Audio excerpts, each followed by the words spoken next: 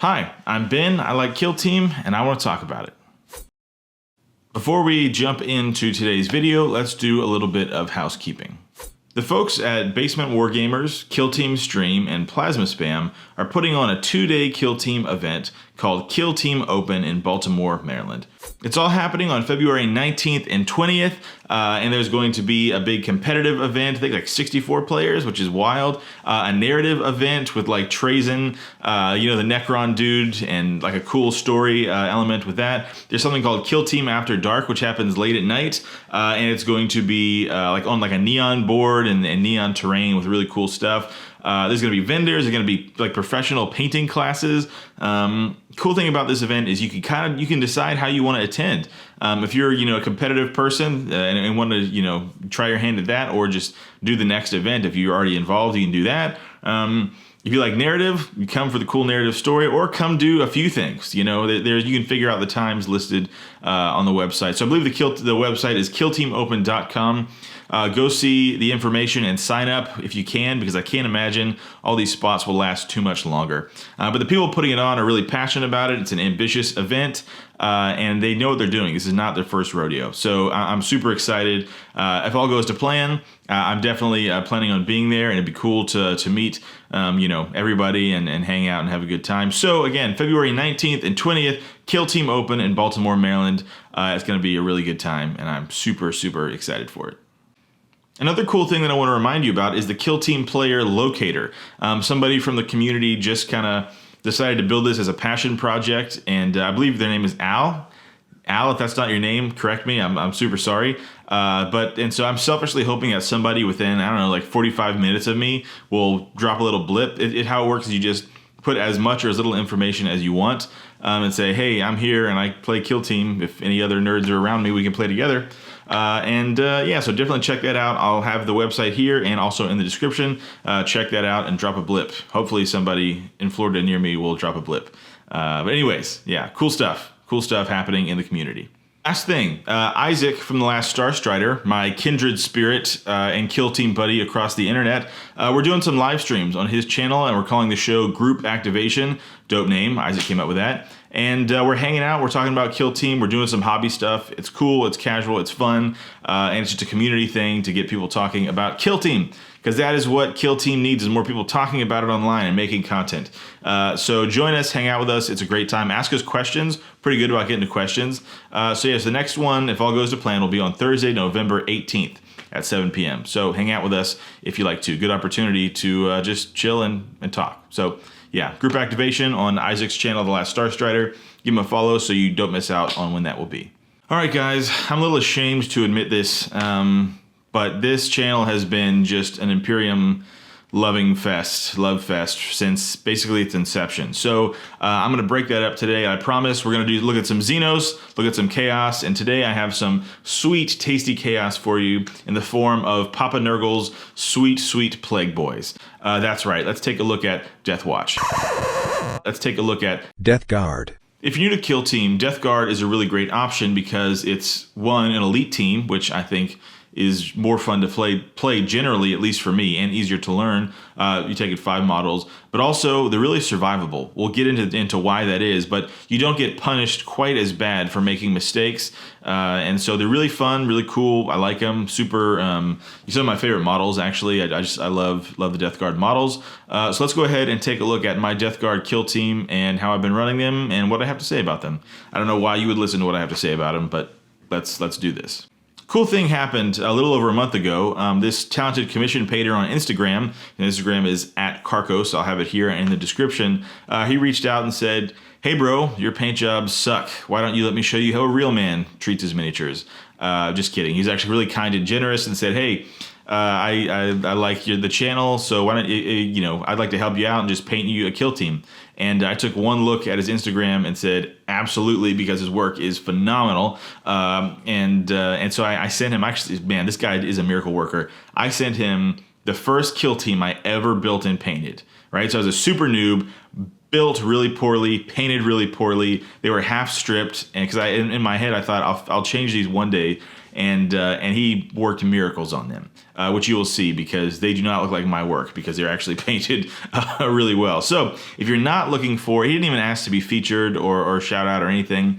He just offered to help because he's that cool of a guy. And so if you're not looking for a commission painter right now, at least give him a follow because he does great work. He's a cool guy, and that's enough reasons to follow somebody on Instagram. So let's get into the video and let's take a look at my super dope, mint, freshly painted, amazing work Death Guard done by at Carkos on Instagram. So let's take a look.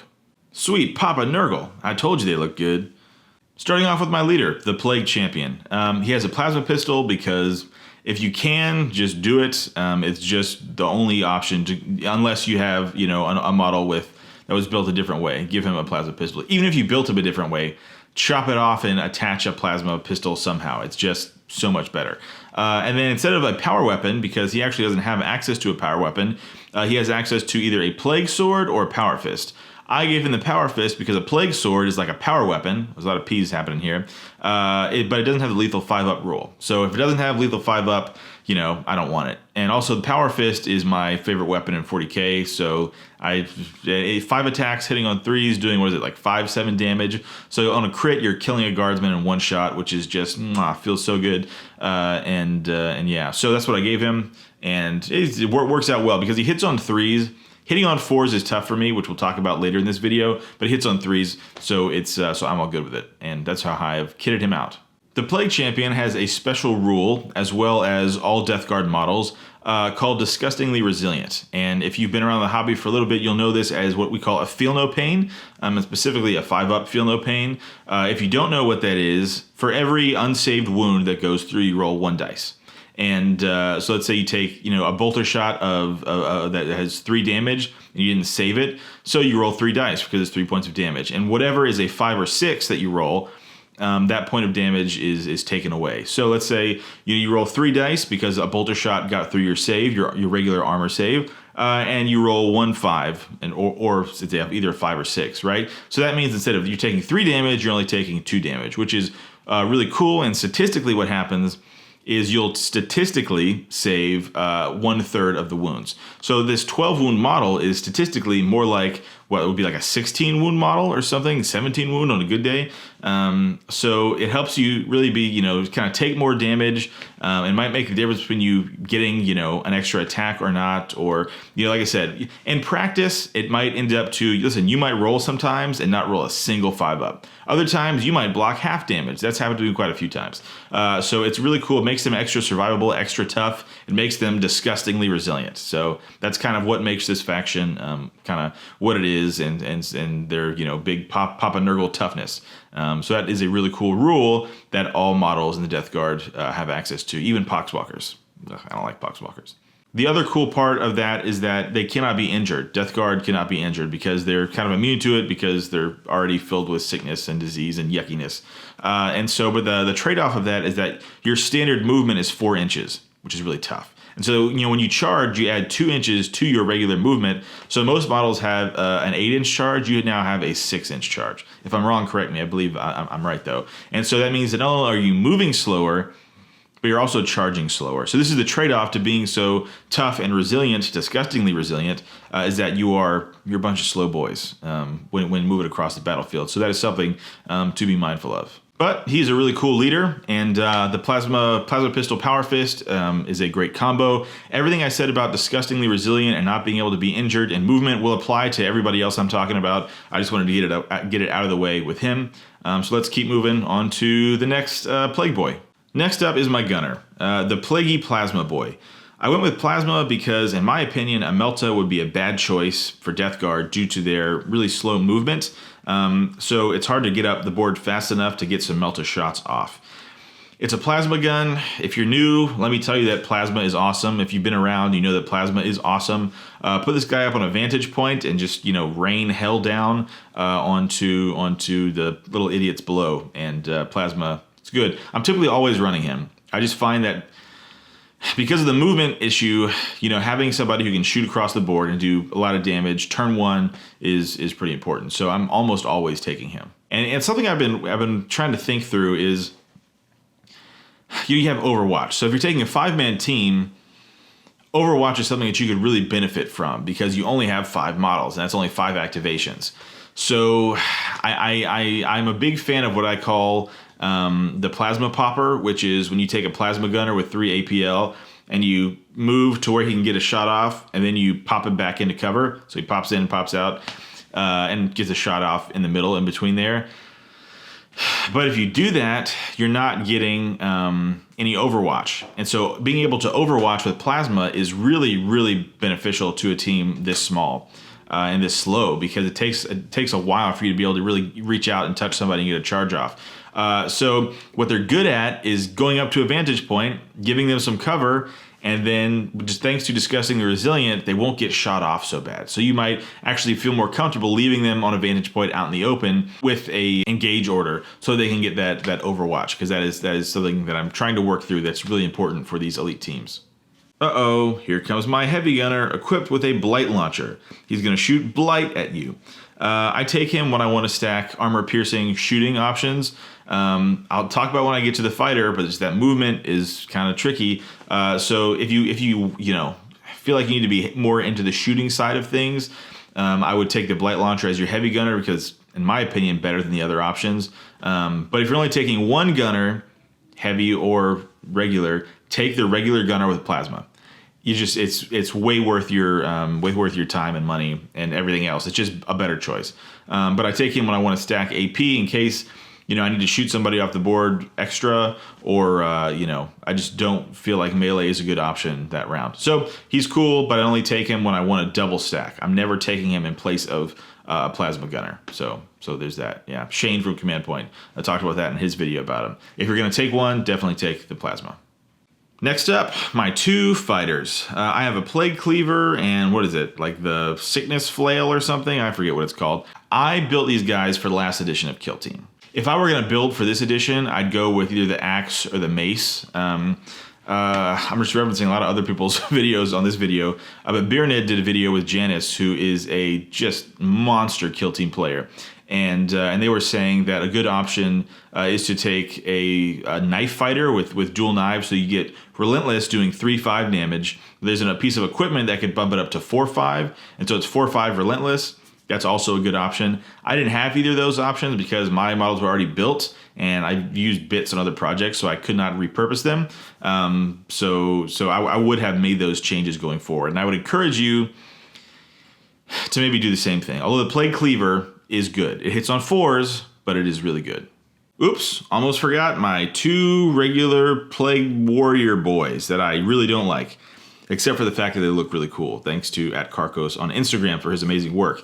But I don't have I don't own, an icon bearer.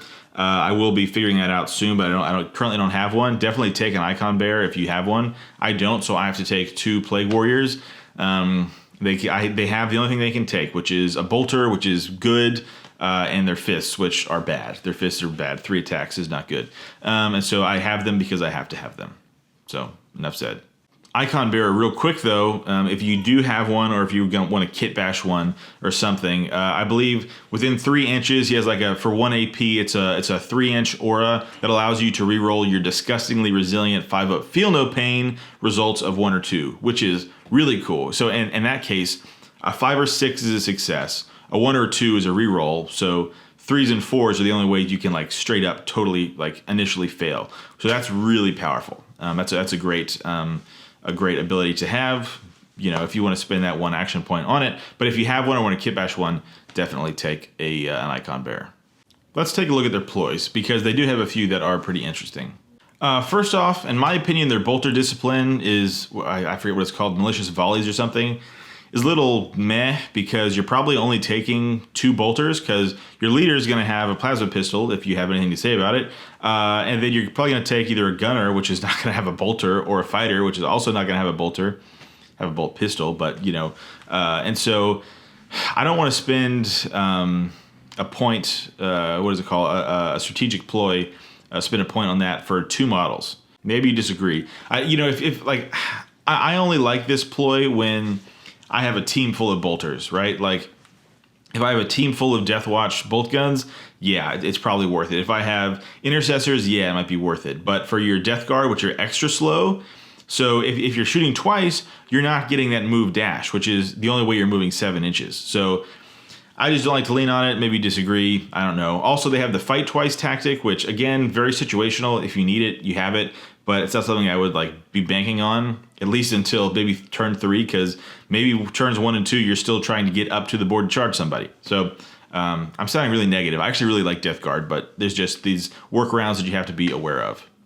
Contagion is the other strategic ploy. This one is actually pretty interesting. You know, if you know you're gonna get into combat that round, I would pop this, because whoever you are near, within, like I said, that 2 inches is now counted as wounded. So that is super cool.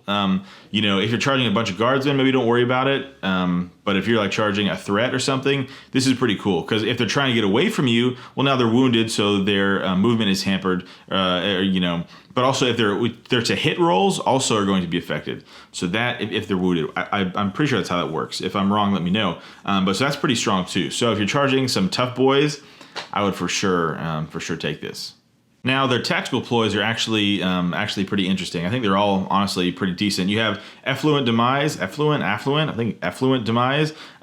So once you're incapacitated, once you've been killed, every model within 2 inches of you, you do D3 mortal wounds to, which is cool. So if like sometimes you get out of combat and your opponent has like 1 or 2 or 3 wounds left, right? Or you know, especially if you have 1 wound remaining. Absolutely pop this, because it's a free kill, because it's like you can fail that. It's D3, so roll a 1 or 2 would be 1 mortal wound, and so that would take them out of action. So it's situational, but cool that it is an option there for you. Next up is Revolting Durability. I love that name. It sounds like the great value version of Disgustingly Resilient. It's not disgustingly resilient, it's revoltingly durable. I just think it's funny. I'm an idiot. So what this does is you pay 1 CP for this, and you can turn one of your opponent's critical hits into a regular hit. When do you use this? Well, if a critical hit is going to kill you, but a regular hit wouldn't, maybe play this so you can get an extra shot off on them or something. This one's really good, and you know can turn something really scary into something a little less scary. So that's a cool one. Another really cool one is Dig In. Now, I like this one for my plasma gunner. Like I talked about earlier, right? Instead of being a plasma popper, I like to just keep him posted. He's not a plasma popper, he's a plasma poster. We all know what this means. And so I post him up there. And I also, when I activate him, I pay 1 CP for Dig In. So until the end of that turn, what happens is instead of rolling 3 defense dice, I get to roll 4 defense dice, which is crazy, because it just adds 1 more roadblock for somebody to get wounds off on you, right? So you get attacked, you get shot, right? Because you're up on a vantage point. Nobody's gonna be doing melee turn 1. You're getting shot. Well, and so you have 4 chances to roll those saves instead of 3, right? So that's a little bit more durable. Then you get to your Disgustingly Resilient roll. So it really makes your models more durable, and this one's really good. So if you really need somebody to survive, give them this when they activate. Really, really good. Quickly, let's look at equipment. The most vital piece of equipment is the Plague Bell. What this does is you give it to somebody, and it costs 1 action point to activate.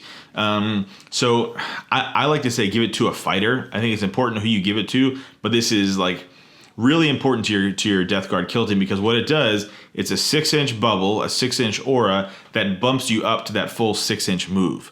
So turn 1, I mean, you may or may not want to have everybody clustered up into a little ball. I tend to not do that, but the models that you want to be moving up the field. So typically, I'll give this to a leader, because he won't be doing the shooting, because he only has a pistol, or a fighter, because again, just a pistol. And so you pop that, and whoever needs to run up the board is in that 6-inch bubble, right? So my fighters, my leader, because I'm going to get them out into the field to do some fighting, some combat, whatever. I give it to them, especially them, and so now they have that 6-inch move. So now they can be moving at 9 inches on a move dash. But give it to somebody who does not have long range shooting, because it takes 1 action point. So you won't be able to move dash shoot. It'll be Plague Bell move dash, and so that's my opinion on that. But it's really important that you give this to the important people on your kill team, and not just. Don't give it to a plasma gunner who's going to be sitting somewhere the whole game, or not next to the other people. But this is really good, really important, because your biggest handicap is your slow speed. So definitely take the Plague Bell, and it's really good. I'm not going to spend much time on equipment because this video is probably already long enough. But there is something called Virulent Rounds, I believe is what it's called. And it turns your bolter from 3-4 damage to 3-5, which is really good. It's important, like okay, if you're fighting some 8 wound models, like let's say you're fighting a team of Scions, that instead of killing them on 2 crits with a bolt gun, now you're killing them on a hit and a crit. So you gotta think about it that way. That's really cool. That's a good one. There's also one, I think it's called Mephitic Toxins or something like that. Mephitic? It's gotta be Mephitic. Who knows? Who cares?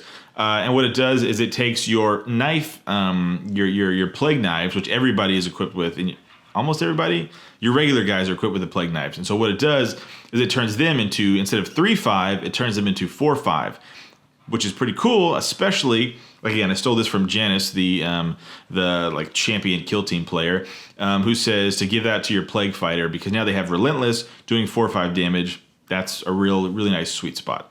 So that's also a cool piece of equipment. So if you like elite teams, I think this is a really great choice.